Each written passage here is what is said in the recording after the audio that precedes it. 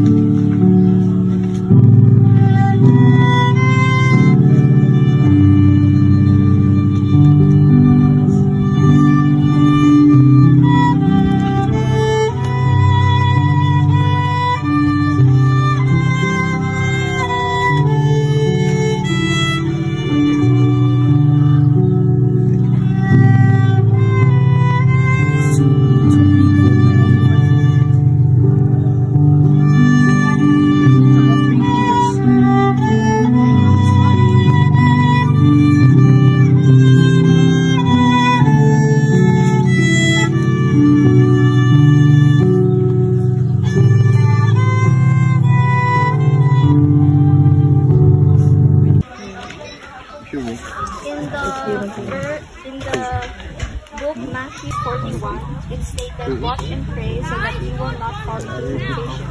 The spirit is willing, but the body is weak." It's saying that if we pray for our spirit will grow, and the more it will grow, the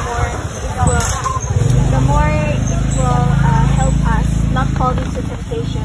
So the more we pray, the spirit is willing to grow and not fall into temptation. But if we don't pray, the body will take over, and instead of the spirit helping us not fall into temptation, the body will make us fall into temptation. So we will pray for the family because they will be going to the Philippines for better, no? For better. But if B-Boy wants to come back with open arms, no? Yeah. B-Boy and Mike also. Mike, thank you, and Vilo, thank you very much. Thank you. This is your first time to come. I hope that you enjoyed, and everyone here also. So thank you, Sir Brian and Sister Jai for so much sleepless nights, maybe preparing, and a lot of tiring. But again, this is concerted effort. Without you, this will not be successful. Thank you, everyone. No, and hope that this is again not the last time that we will do this kind of program.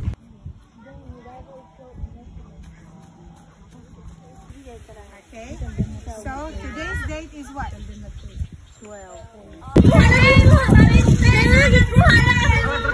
Harry, kuha na kasi mo ko ano, family. Go! Harry, makakaksahin niyo mo. Wala na nila. Donnie, Harry, wala na nila ha. Ilagyan na isang boto. Sticker sir. Operation, or there's some kind of argument between understanding the clues. Alright, and tell us. Okay, Team Zechariah, who is your representative? Ladies first. Ang suga kulang. Si Ate Jai, siya ang kuan manananggal sa gabi. Dira siya manukad. Dawata sa kahoy. Dawata kini. Na siya mo na yung kalaki. Sumangil na siya pero dira na manukad. Pagkaon niya, wala na siya hawak. Gibili na sa kahoy ang hawak.